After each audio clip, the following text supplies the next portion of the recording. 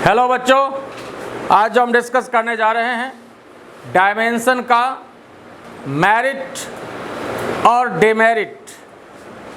Dimension का merit, सबसे पहली बात तो डायमेंशन का मेरिट कहें या एप्लीकेशन कहें या यूज कहें, सभी बात क्या है, बराबर है। डायमेंशन का मेरिट कहें या एप्लीकेशन कहें या यूज कहें, सभी बात बराबर है।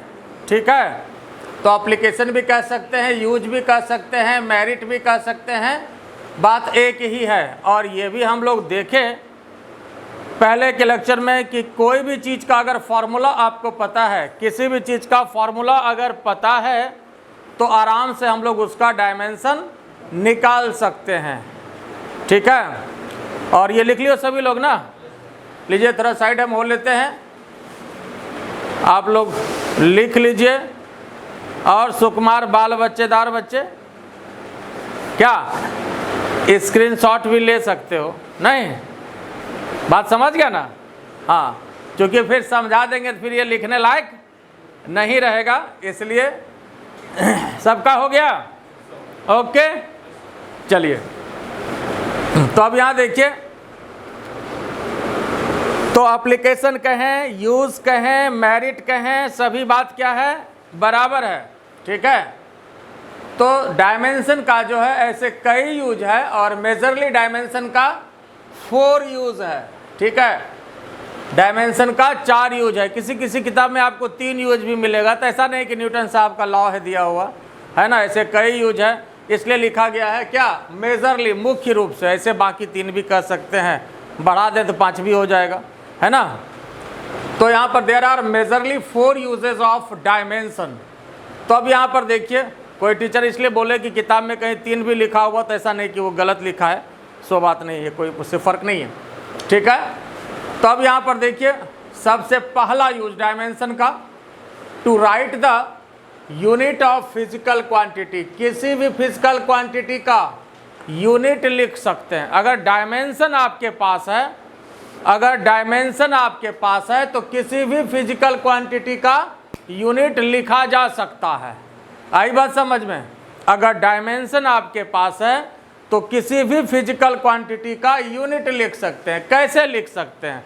देखो, जैसे मान लो सपोज कि वेलोसिटी का डायमेंशन क्या होता है, LT-1, ये तो पता है, इससे यूनिट लिख सकते हैं। लेंथ के लिए मीटर, और ये टी किसके लिए है, समय, टाइम है, ये तो S-1 ms-1, क्योंकि इसका तो पता है आपको, लेकिन जिसका डायमेंशन पता हो और यूनिट नहीं पता हो, तो ये तरीका होगा लिखने का। आई बात समझ में? इस तरह से लिखा जा सकता है। क्लियर? कोई दिक्कत इसमें? To write the unit of physical quantity, समझ गए? तो इसी तरह से कोई भी, जैसे मान लो कि अगर जैसे एक्सेलरेशन का डायमेंशन होता है LT-2, तो इसके लिए L किसके लिए आता है, या मीटर के लिए आता है, T किसके लिए आता है, सेकेंड के लिए आता है। तो देख लो ms-2, यह भी एक्सेलरेशन का यूनिट होता है कि नहीं होता? आई बात समझ में? तो इस तरह से लिखा जा सकता है। तो to write the unit of physical quantity.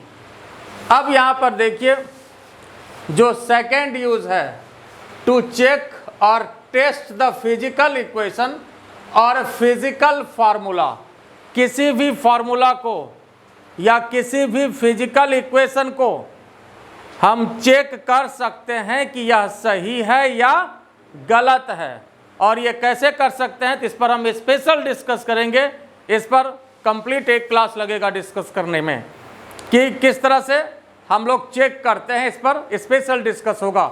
लेकिन अब इतना जानकारी करना है कि यहाँ जो है, कोई भी अगर फॉर्मूला आपके पास है, सिंपली समझ लो force is equal to mass into acceleration, यही है। कोई भी फॉर्मूला आपके पास है, S equal to UT plus half AT² है, यही फॉर्मूला आपके पास है। तो किसी भी फॉर्मूले को डायमेंशन के आधार पर आप चेक कर सकते हैं कि वह सही है या गलत है, वह सही है या गलत है, मतलब करेक्ट है या इनकरेक्ट है, ये हम लोग चेक कर सकते हैं। और इसके अगले क्लास में आज हो सकता है कर लें हम लोग इस बात को, लेकिन पहले इसको देखा जाए कि ये इसका जो है मेरिट है, ये इसका एप्लीकेशन है। ठीक है, फिर अब यहाँ पर देखिए जो नेक्स्ट है, to change the unit of physical quantity one system to another system.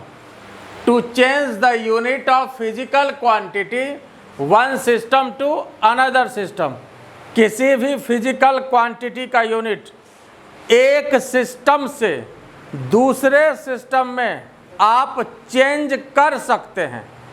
मतलब जैसे ये बताए थे पहले यूनिट के आधार पर कि 1 न्यूटन में कितना डाइन, 1 न्यूटन में कितना dyne, 10 to the power 5 dine.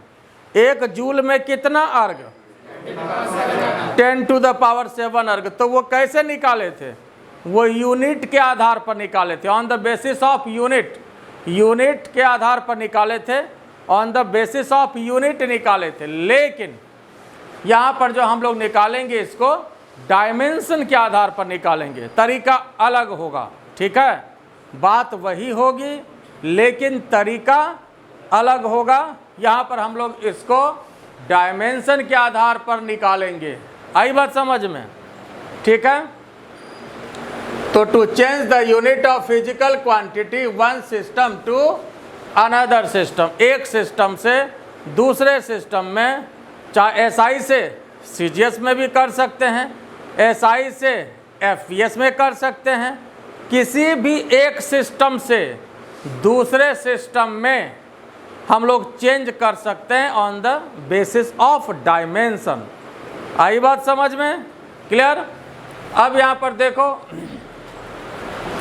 जो आपके पास नेक्स्ट है, to derive the physical formula. ये लास्ट और ये मोस्ट इंपॉर्टेंट है, to derive the physical formula. To derive the physical formula ये लास्ट और मोस्ट इंपॉर्टेंट है। किसी भी फिजिकल फार्मूले को निकाल सकते हैं, किसी भी फिजिकल फार्मूले को निकाल सकते हैं डायमेंशन के सहारे। तो ये खास बात है, ये कम बड़ी बात नहीं है कि जो फार्मूला आप 2 महीने बाद पढ़ोगे, जो फार्मूला 6 महीने बाद पढ़ोगे, जो फार्मूला साल भर बाद पढ़ोगे, वैसे फार्मूले को भी हम लोग निकाल सकते हैं on the basis of dimension. Even आप जैसे 11 में हैं, आप 12 का फार्मूला निकाल सकते हैं, किसी भी फार्मूले को निकाल सकते हैं, बशर्ते क्वांटिटी आपको पता होनी चाहिए कि उसमें जो है ये क्वांटिटी इन्वॉल्व है। सिर्फ क्वांटिटी कौन कौन सी है ये आपको पता होना चाहिए, तो फिर आप आराम से निकाल सकते हो। आई बात समझ में? कौन कौन सी क्वांटिटी इन्वॉल्व है ये आपको पता होना चाहिए, और वो हमारा काम है आपको देना। अभी मान लीजिए जिस फार्मूले के बारे में आपको जानकारी नहीं है, हमने कहा जो फार्मूला आप 6 महीने बाद पढ़ोगे तो उस फार्मूले के बारे में आपको जानकारी नहीं है, तो क्वांटिटी देना जो है वो मेरा काम है। आई बात समझ में? हम लोगों को भी तो कुछ टेंशन होता है ना गुरुजी लोग को, है ना?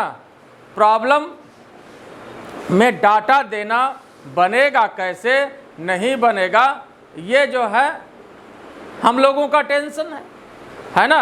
आई बात समझ में? जैसे तुम लोग का भी क्या टेंशन है, अभी जो आप लोगों का टेंशन है क्या है? टेंशन पढ़ना है, सवाल बनाना है, यही ना, पढ़ना ही ना टेंशन है। बाकी ये सब कहाँ से आएगा? ये टेंशन है, वो टेंशन किनका है? कुछ नहीं बोला, छोटू बोला, वो टेंशन किनका है? ससुर का है? किसका है? तो वो टेंशन किसका है? पेरेंट्स का है अभी, है ना? तो वो कहाँ से आएगा इसके बारे में आपको कोई टेंशन नहीं है। ठीक है, सिर्फ पढ़ना है बस, इसका टेंशन है। तो उसी तरह से सबको अपना अपना टेंशन है, ये कहाँ से आएगा? वो बाबूजी का टेंशन है। ठीक है, तो उसी तरह से हम लोग को भी टेंशन है कि सवाल जो दे रहे हैं वो डाटा उसमें बनने लायक है कि नहीं। ऐसा तो नहीं कि कोई डाटा छूट गया, बच्चा उसको बना नहीं पाए, तो ये भी टेंशन गुरुजी का होता है कि मान लो अगर अपने मन से हम क्वेश्चन दे रहे हैं, मान लो किताब का क्वेश्चन है तो ऑलरेडी वो किताब में दिया हुआ है, लेकिन किताब भी तो लिखने के पहले लोगों ने उन पर सोचा है ना कि डाटा हम सफिशिएंट दें, है कि नहीं? मान लो कोई एग्जाम ही देते हो, चाहे आप IIT का देते हो, नीट का देते हो, तो वो क्वेश्चन का डाटा सही हो, बनाने में बच्चा को दिक्कत नहीं हो, ऐसा नहीं कि क्वेश्चन में ऑप्शन ही नहीं आ रहा है कोई, तो ये किसका टेंशन है? सेटर का टेंशन है। जो सेट करने जा रहे हैं क्वेश्चन को, वो उनका टेंशन है। तो सबको अपना अपना टेंशन है, ठीक है, आई बात समझ में। प्रधानमंत्री को भी अपना टेंशन है, सबको अपना अपना टेंशन है, ठीक है, बात समझ गए ना। अभी तुम लोग को बाल बच्चा का टेंशन नहीं ना है? अच्छा है, अच्छा ठीक बात है, तब तो सही है, ठीक है। हाँ, तो यहाँ देखिए एक बार फिर समझिए, to derive the physical formula, to derive the physical formula मतलब किसी भी फिजिकल फार्मूले को निकाल सकते हैं। जो फार्मूला साल भर बाद पढ़ोगे वैसे फार्मूले को भी हम लोग निकाल सकते हैं। ये जो है डायमेंशन की खासियत है ना, वैसे फार्मूले को निकाल सकते हैं। और यहाँ जो फिर लिखा गया ये वही बात है, दूसरे तरह से लिखा गया है। टू एस्टैब्लिश एग्जैक्ट फार्मूला या to establish exact relation among physical quantities, to establish exact relation among physical quantities मतलब फिजिकल क्वांटिटीज के बीच क्या एग्जैक्ट रिलेशन है, क्या सही रिलेशन है, इस चीज को निकालने के लिए इसका यूज किया जाता है ना। निकाल सकते हैं मतलब क्या हुआ, थोड़ा सा इसको समझो। ऊपर तो आप लोग लिख लिए हो, ऊपर सबका लिखा हुआ है ना, ठीक है, ऊपर दिक्कत नहीं ना है। तो लो फिर एक बार हम साइड हो गए, ठीक है। तो चलिए आइए अब ऊपर इसको हटाते हैं। अब यहां पर ध्यान देने वाली बात यह है, जरा इसको समझिए। To establish exact relation among physical quantities मतलब ये हुआ जैसे कोई भी फार्मूला है, मान लो जैसे F = mv² अपॉन r। अच्छा ये बताओ इस फार्मूला से परिचय आप लोग को अभी है, हाँ या नहीं? नहीं है तो नहीं बोलो ना, इसमें क्या दिक्कत है, हाँ या नहीं? कुछ नहीं बोल रहा है, यस और नो? नो तो सही बात है, नो हम भी जान रहे हैं आपको परिचय नहीं होगा, है ना। यह जो फार्मूला है ये आपको फार्मूला 3-4 टॉपिक बाद आएगा। सर्कुलर मोशन जब हम पढ़ेंगे तो उसमें आपको ये फार्मूला आएगा। 9th में था तो चलिए बहुत अच्छी बात है, था तो अच्छी बात है, नहीं था तो और अच्छी बात है ना। तो हाँ, यह जो फोर्स के लिए फार्मूला mv² अपॉन r, ये आपको यहाँ पर 3-4 टॉपिक बाद सर्कुलर मोशन हम लोग पढ़ेंगे तो उसमें आपको ये मिलेगा, उसमें इसका बजावते प्रूफ मिलेगा। ये उस टॉपिक का मेजर फार्मूला है। खैर जो भी हो, मेरा काम अभी हाँ सेंट्रीफ्यूगल फोर्स और सेंट्रीपिटल फोर्स के लिए ये फार्मूला होता है, ठीक है।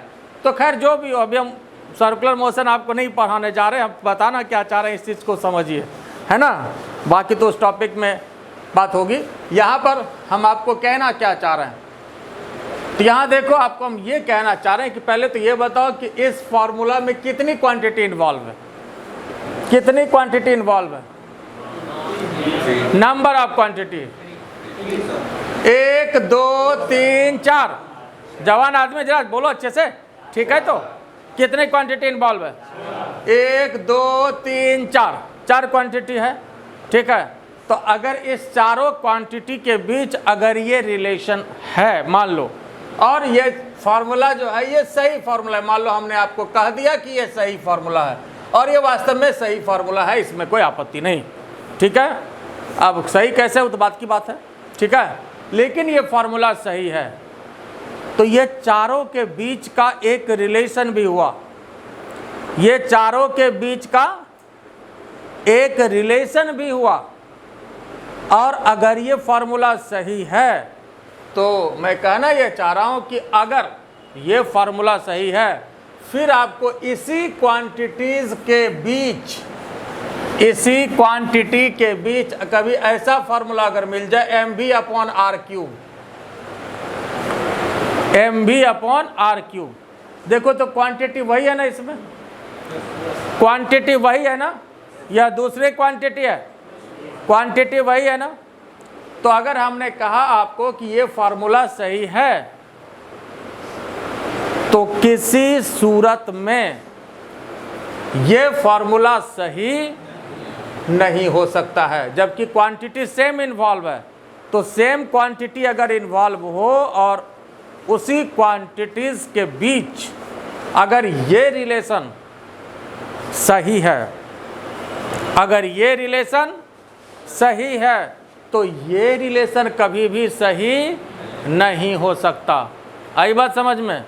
तो कोई भी क्वांटिटीज के बीच एक सर्टेन रिलेशन इस्टेब्लिश होता है, और जो रिलेशन इस्टेब्लिश होता है फिर उसी क्वांटिटीज के बीच दूसरा रिलेशन इस्टेब्लिश हो ही नहीं सकता है। उसी क्वांटिटीज के बीच दूसरा रिलेशन इस्टेब्लिश हो ही नहीं सकता है। आई बात समझ में या नहीं आया? देखो, और इस मामले में जो फिजिक्स के क्वांटिटीज के बीच का जो रिलेशन होता है वो बड़ा तगड़ा रिलेशन होता है। क्वांटिटीज के बीच जो रिलेशन होता है वो बहुत ही तगड़ा रिलेशन होता है। मतलब मेरा कहना यह है कि ये रिलेशन कभी छोड़ नहीं सकता या दूसरा रिलेशन इस्टेब्लिश नहीं हो सकता।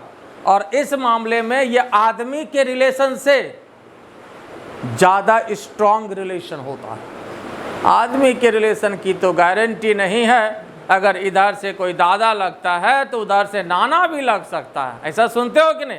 बराती में बराबर सुनते होगे, है ना? तो अपना इधर से ये लगते हैं आप, उस रिलेशन से तो आप इधर से ये लग रहे हैं। तो आदमी के रिलेशन की गारंटी नहीं है। एक आदमी के साथ कई रिलेशन इस्टेब्लिश हो जाता है, लेकिन फिजिक्स में, फिजिकल क्वांटिटी में ऐसा नहीं होता है। एक बार जो रिलेशन इस्टेब्लिश हुआ तो वो परमानेंट रहेगा। उसके साथ, उसी क्वांटिटीज के साथ दूसरा रिलेशन किसी सूरत में इस्टेब्लिश नहीं हो सकता। बात समझ में आया या नहीं आया? तो इसलिए हमने कहा कि अगर इसके बीच, इसी क्वांटिटीज के बीच ये रिलेशन है तो ये रिलेशन कभी नहीं हो सकता। कोई भी मान लीजिए छोटा फॉर्मूला मान लो force is equal to mass into acceleration. अगर ये रिलेशन इस्टेब्लिश हो गया है तो F इक्वल टू m/a किसी सूरत में नहीं होगा। अगर F इक्वल टू ma सही है तो m/a नहीं होगा। ऐसा नहीं कि टॉपिक जाएंगे तो m/a वहाँ हो जाएगा, ऐसा नहीं है। एक बार जो रिलेशन इस्टेब्लिश हुआ वो इस्टेब्लिश रहेगा और परमानेंट रहेगा। बात समझ में आया? ठीक है। तो ये हमने कहा इसलिए कि ये लास्ट जो था आपका, और ये मोस्ट इम्पॉर्टेंट है ना, कि टू डिराइव फिजिकल फार्मूला या to establish exact relation among physical quantities. तो किसी भी फिजिकल क्वांटिटीज के बीच, जैसे इस चारों फिजिकल क्वांटिटीज के बीच क्या रिलेशन है, जैसे ये रिलेशन है, तो ये रिलेशन कैसे इस्टेब्लिश हुआ, मतलब इस फार्मूला को हम डायमेंशन में भी प्रूफ कर सकते हैं और करेंगे भी, है ना। इसके आगे डायमेंशन के सहारे ये फार्मूला प्रूफ भी करेंगे। तो डायमेंशन के सहारे इस फार्मूले को हम प्रूफ करेंगे, ठीक है। और डायमेंशन के सहारे चेक भी कर सकते हैं कि सही है कि गलत है। प्रूफ जब कर दिए या डिराइव कर दिए, निकाल दिए, तो वह तो हुआ ही। और इसको चेक करने का भी तरीका है जो दूसरा एप्लीकेशन में हमने दिया था। आई बात समझ में? ये बात समझ में आया? तो यह जो है डायमेंशन का मेरिट की बात हुई। तो मेरिट कहिए या एप्लीकेशन कहिए या यूज़ कहिए, सभी बात बराबर है। बात समझ गए? क्लियर?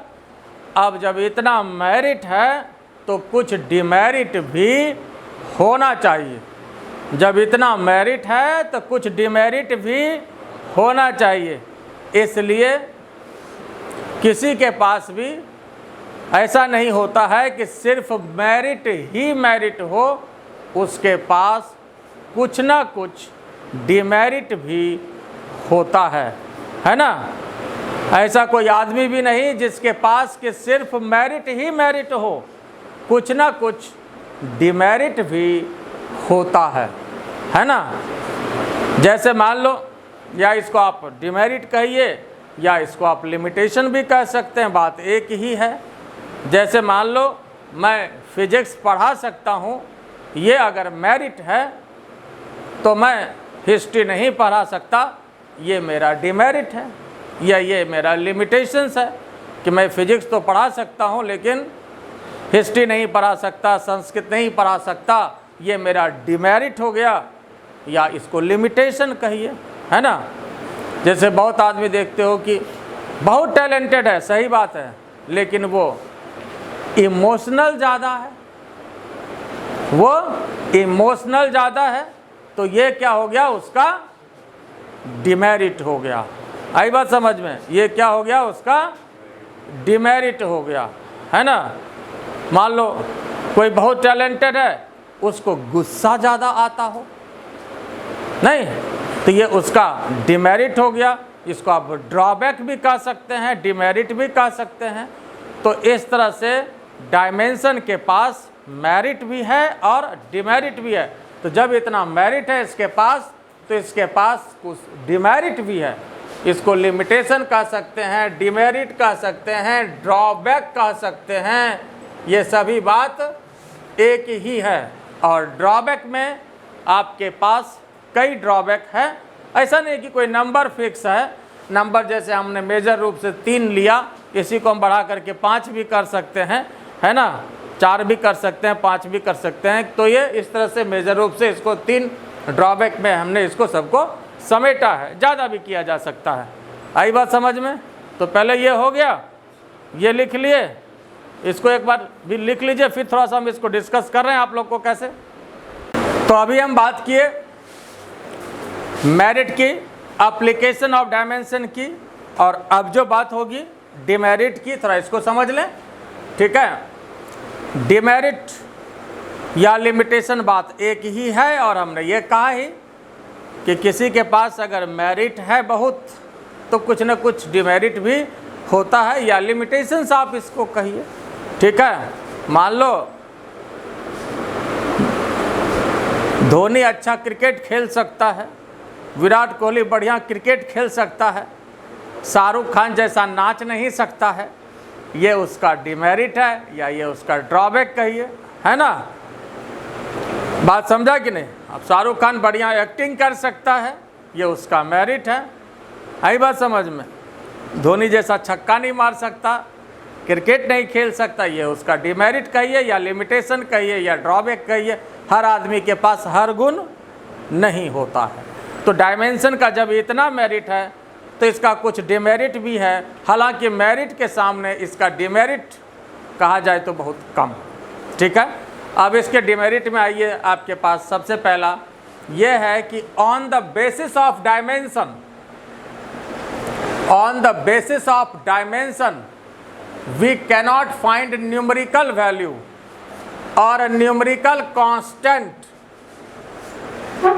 न्यूमेरिकल वैल्यू और न्यूमेरिकल कांस्टेंट अगर किसी फिजिकल फार्मूले में, जो कि फिजिकल फार्मूले में होगा, हम उसकी बात कर रहे हैं, which is involve in the physical formula, चूँकि फिजिकल फार्मूला से रिलेटेड सारी बातें हो रही है ना। On the basis of dimension we cannot find numerical value और न्यूमेरिकल कांस्टेंट, जैसे 1/2, 3/2 पाई, ये है ना।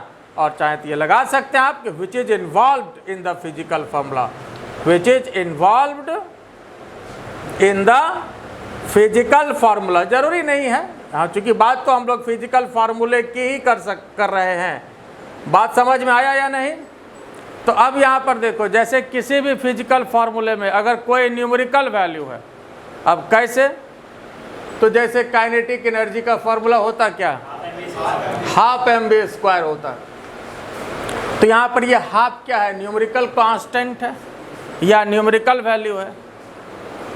जब डायमेंशन के द्वारा हम इस फार्मूले को निकालेंगे, जब डायमेंशन के द्वारा इसको हम लोग निकालेंगे, तो इसमें हाफ नहीं आएगा, क्या आएगा, mv² तो आ जाएगा, लेकिन ये हाफ साफ हो जाएगा। ये डायमेंशन के द्वारा जब हम इस फार्मूले को निकालेंगे, चूँकि हम कोई भी फिजिकल फार्मूले को निकाल सकते हैं, किसी भी फिजिकल फार्मूले को निकाल सकते हैं, जो साल भर 2 साल बाद पढ़िएगा वैसे फार्मूले को भी निकाल सकते हैं। This is the merit of dimension, हम लोग निकालेंगे भी, लेकिन इसमें हाफ नहीं आएगा। आई बात समझ में। और कोई भी फिजिकल फार्मूले में जैसे 1/2 इन्वॉल्व है, किसी में हो सकता है 3/2 इन्वॉल्व हो, किसी में पाई इन्वॉल्व हो, है ना। पाई तो न्यूमेरिकल वैल्यू है, न्यूमेरिकल कांस्टेंट, ये भी आपको पता है, जिसका वैल्यू 3.14 होता है। पाई के बारे में तो पता है। एक यहाँ पर आपको शायद अभी नया टर्म ये लग रहा होगा, ये ई होता है, जिसको बोला जाता है एक्सपोनेंशियल। क्या बोला जाता है? एक्सपोनेंशियल। ये समझ लो कि पाई का ही ये चचेरा मसेरा भाई है, और ई का वैल्यू 2.71 होता है। बाकी आपको मैथमेटिक्स में आपको ज़रूरत पड़ेगी, मैथमेटिक्स में एक टॉपिक ही इसके बारे में पढ़ना है, ठीक है। तो यह समझ लो पाई का ही जो है चचेरा मसेरा भाई है, वैल्यू इसका 2.71। तो अगर ऐसा भी कहीं इन्वॉल्व हो, वैसे फिजिक्स में मुश्किल से 1-2 जगह ही कहीं आता है, 11 में कहीं नहीं आता इन जनरल, ठीक है। अब यहाँ पर देखिए, ये समझ गए ना। तो अगर पाई हो, ई हो, 1/2 हो, 10 हो, 3/2 हो, अब समझ में आया कि क्या न्यूमेरिकल वैल्यू है और क्या न्यूमेरिकल कांस्टेंट है। न्यूमेरिकल वैल्यू, न्यूमेरिकल कांस्टेंट एक ही बात है, थोड़ा सा फ़र्क है। जैसे ये न्यूमेरिकल वैल्यू हो गया और ये क्या हो गया? न्यूमेरिकल। ये फिक्स वैल्यू, इसलिए इसको न्यूमेरिकल कांस्टेंट बोलते हैं। ये भी न्यूमेरिकल कांस्टेंट हो गया। आई बात समझ में? तो अगर ये किसी फार्मूले में आपको है तो वह नहीं आएगा on the basis of dimension. बात समझ गए कि नहीं? ठीक बात है। अब आइए दूसरा जो लिखा गया है, on the basis of dimension we cannot find trigonometrical function. किसी भी फार्मूले में अगर ट्रिग्नोमेट्रिकल फंक्शन इन्वॉल्व हो, देखिए ट्रिग्नोमेट्रिकल फंक्शन का मतलब हुआ साइन थीटा, ब्रैकेट में लिखा भी गया है, कॉस थीटा, टेन थीटा, ये सभी ट्रिग्नोमेट्रिकल फंक्शन है। साइन थीटा हो, कॉस थीटा हो, टेन थीटा हो, ये सब अगर किसी फार्मूले में इन्वॉल्व है, होता भी है। एक फार्मूला तो आपके सामने भी है जो आपने पढ़ा है। वर्क के लिए फार्मूला क्या होता है? Fs cos theta. तो अगर हम डायमेंशन के सहारे इसको प्रूफ करना चाहें या मतलब निकालना चाहेंगे तो Fs तो आ जाएगा, लेकिन कॉस थीटा ये नहीं आएगा, कॉस थीटा नहीं आएगा। Fs तो मिलेगा लेकिन कॉस थीटा नहीं मिलेगा। आई बात समझ में? This is the demerit of dimension, this is the demerit of dimension. Cos theta नहीं मिलेगा, कहीं साइन थीटा हो तो नहीं मिलेगा, है ना। जैसे कई फार्मूला होता है जिसमें कि साइन थीटा होता है, आपको पता नहीं होगा। जैसे टॉर्क का फार्मूला जब आता है तो उसमें Fr साइन थीटा होता है, तो साइन थीटा नहीं आएगा। आई बात समझ में? तो अगर किसी फिजिकल फार्मूले में कॉस थीटा हो, साइन थीटा हो, टेन थीटा हो, मतलब ये सभी क्या है साहब? ट्रिग्नोमेट्रिकल फंक्शन है। क्या है? ट्रिग्नोमेट्रिकल फंक्शन है ना। तो ये नहीं आएगा। या लॉगरिथमिक फंक्शन हो। अब देखो इसी को जैसे एक बार ले लेते, एक पॉइंट में ट्रिग्नोमेट्रिकल फंक्शन, अगला पॉइंट में लिख देते लॉगरिथमिक फंक्शन, फिर नेक्स्ट पॉइंट में कर देते एक्सपोनेंशियल फंक्शन, तो और 3 को डिमेरिट और बढ़ जाता, है ना, 3 पॉइंट और बढ़ जाता। इसलिए कहा कैसा नहीं कि न्यूटन साहब का नियम है, न्यूटन एकदम 3 नियम फिक्स है तो फिक्स है, ये डिमेरिट आपका बढ़ा घटा सकते हैं, ऐसा कोई बात नहीं, ठीक है।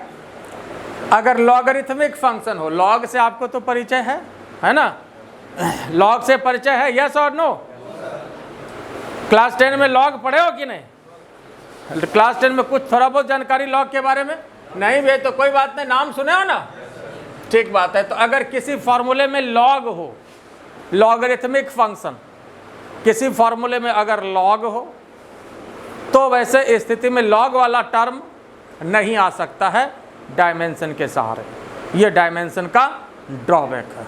लॉग वाला टर्म नहीं आएगा, लॉग वाला टर्म नहीं आएगा, और एक्सपोनेंशियल फंक्शन भी नहीं आएगा। कहीं एक्सपोनेंशियल फंक्शन भी अगर किसी फार्मूले में इन्वॉल्व हो तो वो नहीं मिलेगा। आई बात समझ में? बात क्लियर? अब यहां पर देखिए थर्ड लास्ट, और ये भी important, we cannot find that physical quantity involve in the physical formula which is dimensionless. We cannot find that physical quantity, उस फिजिकल क्वांटिटी को भी we cannot find that physical quantity involved in the physical formula which is dimensionless। वैसा physical quantity को भी हम नहीं निकाल सकते हैं जो कि डायमेंशनलेस हो। तब देखो फिजिकल क्वांटिटी भी कटेगा लेकिन सब नहीं कटेगा। कौन कटेगा? जो डायमेंशनलेस है वही कटेगा। आई बात समझ में? वो नहीं आएगा। अच्छा कोई नाम बताओ तो डायमेंशनलेस फिजिकल क्वांटिटी का। बिल्कुल सही बात है। स्ट्रेन डायमेंशनलेस होता है, स्ट्रेन डायमेंशनलेस होता है ना। कई क्वांटिटी है जो डायमेंशनलेस होता है। स्ट्रेन डायमेंशनलेस होता है। थीटा मतलब एंगल, एंगुलर डिस्प्लेसमेंट कहें, वह भी डायमेंशनलेस होता है। कई क्वांटिटी है जो डायमेंशनलेस होता है ना। कई क्वांटिटी डायमेंशन लेस होता है। कोफिशिएंट ऑफ फ्रिक्शन यह भी डायमेंशन लेस होता है। तो कोई भी क्वांटिटी डायमेंशन लेस अगर है और वो अगर किसी फॉर्मूला में इन्वॉल्व्ड है तो नहीं आएगा। आई बात समझ में? तो फिजिकल क्वांटिटी एक ही स्थिति में नहीं आएगा। कब नहीं आएगा? कब नहीं आएगा? कब नहीं आएगा? जबकि वो डायमेंशन लेस हो। अब बाकी फिजिकल क्वांटिटी सब आएगा। अगर उसका डायमेंशन है तो उसको आना होगा। बात समझ में आया? नहीं है तो आएगा। आई बात समझ में? और अगर इस सारे की बात करें हम डिमेरिट की, इसके सारांश की बात करें, ये अंदर की बात है। अंदर की बात बस यही है कि जिसका डायमेंशन होता नहीं था वो नहीं आएगा। एक लाइन में सारा डिमेरिट है। सारांश यही है कि जिसका डायमेंशन नहीं होता था वैसा चीज डायमेंशन के सहारे हम नहीं निकाल सकते हैं। जैसे 1/2 1/3 ये सब क्या है? Numerical value. इसका कोई डायमेंशन होता है क्या? कुछ नहीं होता। इसका क्या डायमेंशन होगा? हाफ जिसके साथ आएगा उसी का वैल्यू लेगा। वेलोसिटी के साथ अटैच्ड हो जाए v/2 तो वो वेलोसिटी का यूनिट लेगा, है कि नहीं? t/2 टाइम का लेगा। तो इसका कुछ अपना होता ही नहीं है। तो जिसका डायमेंशन होता नहीं है वो नहीं आता। बात सीधी सी। चाहे वो ट्रिग्नोमेट्रिकल फंक्शन हो, चाहे लॉगरिथमिक फंक्शन हो, चाहे एक्सपोनेंशियल फंक्शन हो। जब ट्रिग्नोमेट्रिकल फंक्शन का कुछ डायमेंशन होता ही नहीं है तो आएगा कहाँ से? लॉगरिथमिक का जब कुछ होता ही नहीं है तो वो आएगा कहाँ से? एक्सपोनेंशियल का जब कुछ होता ही नहीं है तो वो आएगा कहाँ से? आई बात समझ में? तो अंदर की बात बस यही है, जिसका कोई भी डायमेंशन नहीं होता है वैसा चीज अगर फिजिकल क्वांटिटी में इन्वॉल्व है तो वो नहीं आ सकता। और भी अंदर की बात, जब इनपुट नहीं तो आउटपुट कहाँ से? जो हम लोग डायमेंशन डालते हैं उसी से वो निकलता है। आई बात समझ में? इनपुट नहीं तो आउटपुट कहाँ से? गाड़ी में तेल डालवे नहीं करोगे, चलोगे 100 किलोमीटर चल जाए तो चलेगा कहाँ से? इनपुट दीजिए, है ना। मान लो पढ़ोगे ही नहीं, कहोगे परीक्षा में सब लिख दें तो होगा कहाँ से? जब इनपुट देंगे ही नहीं तो आउटपुट निकलेगा कहाँ से? बात समझ में आ गया? तो जब पढ़ोगे तो इनपुट जा रहा है, एग्जाम में आउटपुट बन के वो निकलेगा। बात समझ में आ गया? तो अंदर की बात बस इसकी सारा सारांश एक लाइन में है, जिसका डायमेंशन नहीं होता है वो क्वांटिटी नहीं आएगा, चाहे जो भी हो। बात क्लियर? समझ गए? कोई दिक्कत? तो ये क्या था? डायमेंशन का ड्रॉबैक कहिए, डिमेरिट कहिए, लिमिटेशंस कहिए, ये सारी बातें हुई। और अब जो हम बात करेंगे डायमेंशन पर, जो है बहुत ही खूबसूरत आपका प्रॉब्लम बनता है। और यही मेन चीज़ है डायमेंशन का। कहा जाए तो अभी तक डायमेंशन का कास्टिंग था, अब उसके बाद डायमेंशन का जो है फिल्म शुरू होने वाला है। अभी तक डायमेंशन का जो है ये कास्टिंग था, तो अब जो होगा इसके बाद वो डायमेंशन का मेजर पार्ट होगा। डायमेंशन में जो है आपका 5-6 तरह का प्रॉब्लम बनता है। और ये ऐसा नहीं कि आपको किसी किताब में मिलेगा कि 5-6 तरह का प्रॉब्लम बनता है। अकॉर्डिंग टू माय एक्सपीरियंस हमने इसको 5-6 तरह के प्रॉब्लम पर कैटेगराइज किया गया है। हमने किया है अकॉर्डिंग टू माय एक्सपीरियंस। क्योंकि देखो होता क्या है कि प्रॉब्लम अनलिमिट है, लेकिन कंसेप्ट जो है कुछ लिमिट है, प्रॉब्लम अनलिमिट है, कंसेप्ट जो है वह लिमिट है। तो लिमिट कॉन्सेप्ट है, कंसेप्ट ज़्यादा नहीं है। और हर टॉपिक में जब हम बात करेंगे आगे तो आपको हर टॉपिक में मात्र समझ में आएगा। इस पर हम बात करेंगे कि मुश्किल से 1-2 लाइन ही कॉन्सेप्ट है, 1-2 लाइन ही कॉन्सेप्ट है जिस पर हम बात करेंगे, और उसी पर पूरा टॉपिक टिका हुआ था। 1-2 इक्वेशन ही कॉन्सेप्ट है, बाकी पूरा टॉपिक उसी पर है, पूरा प्रॉब्लम उसी पर है। तो अकॉर्डिंग टू माई एक्सपीरियंस, है ना, हमने इसको क्या किया है कि इसको कई 5-6 टाइप में कैटेगराइज किया गया है, और इस पर हम एक एक करके जो है हम बात करेंगे। और नेक्स्ट डे जो हम बात करेंगे, सबसे पहले टाइप 1 पर हम बात करेंगे। और सबसे पहले जो हम बात करेंगे, टू चेक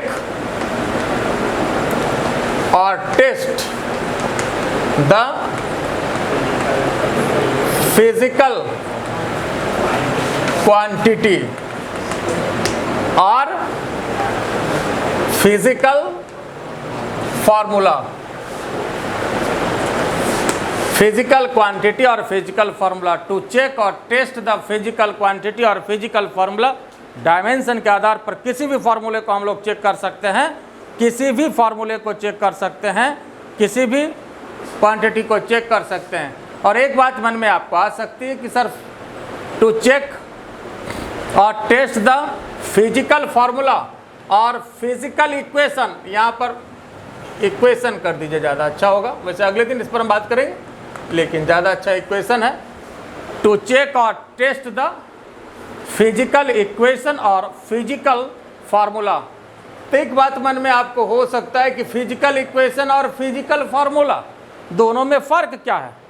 तो साहब दोनों एक ही चीज़ है, दोनों एक ही, और तो लिखा ही है, दोनों एक ही चीज़ है। मान लो जैसे S = UT + ½ AT², ये आपका फिजिकल फार्मूला भी है और ये फिजिकल इक्वेशन भी है ना।